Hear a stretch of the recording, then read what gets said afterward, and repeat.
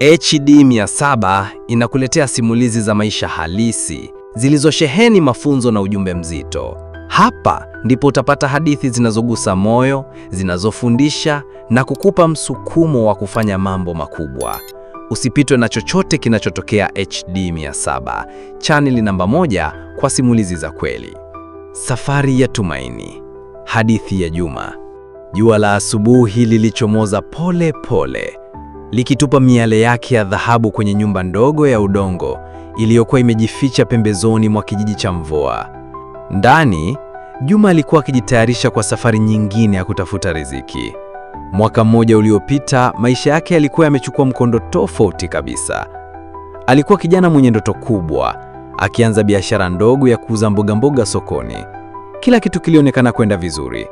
Mapato yaliongezeka na ndoto ya kujenga nyumba bora kwa mama yake ilionekana kuwa karibu kutimia. Lakini maisha yanaweza kubadilika ghafla.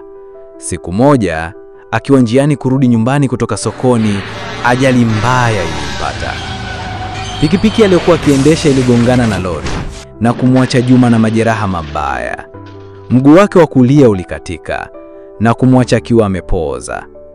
Ndoto zake zote zilionekana kutoweka kama moshi. Miezi ya kwanza ilikuwa migumu sana. Juma alihisi kukata tamaa, akiona maisha yake hayana maana tena. Mama yake, Bi Amina, alijitahidi kumpa matumaini, lakini maumivu ya Juma yalikuwa makubwa mno. Aliishia kutumia siku zake kitandani akitafakari hatima yake. Marafiki walipunguza kumtembelea na biashara yake ikafa kabisa. Mwanzo mpya katika giza. Siku moja, alipokuwa akibadilisha chaneli kwenye runinga yake ndogo iliyopata kuukuu, alisimama kwenye HD 700. Kulikuwa na simulizi ya mwanamke aliyepoteza miguu yote miwili, lakini akafanikiwa kuwa mwanariadha maarufu. Juma alisikiliza kwa makini kila neno, na kwa mara ya kwanza baada ya muda mrefu, cheche ya tumaini iliwaka ndani yake. Aligundua kuwa ulemavu haukuwa mwisho wa maisha, bali unaweza kuwa mwanzo wa safari mpya. Alianza kujifunza kusoma na kuandika kwa kutumia mikono yake, akitumia vitabu vya zamani alivyovipata nyumbani. Kisha, kwa msaada wa majirani na baadhi ya watu wa pale kijijini, Juma alipata mkopo mdogo. Kwa pesa hizo, alinunua simu janja na kuanza kujifunza kuhusu biashara ya mtandaoni. Aligundua kuwa anaweza kuuza bidhaa za ufundi zilizotengenezwa na wanawake wa kijiji chake, akizitangaza kupitia mitandao ya kijamii. Mwanzoni, ilikuwa vigumu. Watu hawakuamini kama mtu mwenye ulemavu anaweza kufanya biashara hiyo. Lakini Juma hakukata tamaa. Alitumia muda wake mwingi kujifunza mbinu mpya za masoko, akiboresha picha za bidhaa zake na kuandika maelezo yanayovutia. Taratibu, wateja walianza kuongezeka. Sio tu kutoka kijijini, bali hata kutoka miji mikubwa ingine. Mafanikio na ujumbe.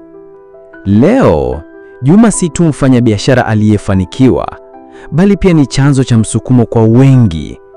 Amejenga nyumba bora kwa mama yake na sasa anatoa mafunzo kwa vijana wengine wenye ulemavu, akiwasaidia kugundua vipawa vyao na kuanza biashara zao yenyewe.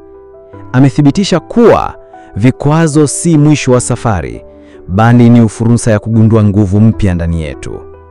Ujumbe wa Juma ni mrahisi: usikate tamaa kamwe.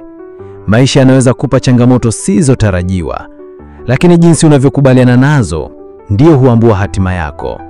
Tafuta nuru gizani, jifunze kutokana na makosa na amini katika uwezo wako. Kila mmoja wetu ana uwezo wa kuinuka tena hata baada ya kuanguka. Je, umewahi kukabiliana na changamoto iliyobadilisha maisha yako? Ungana nasi HD 700 kwa simulizi zaidi zinazogusa na kufundisha.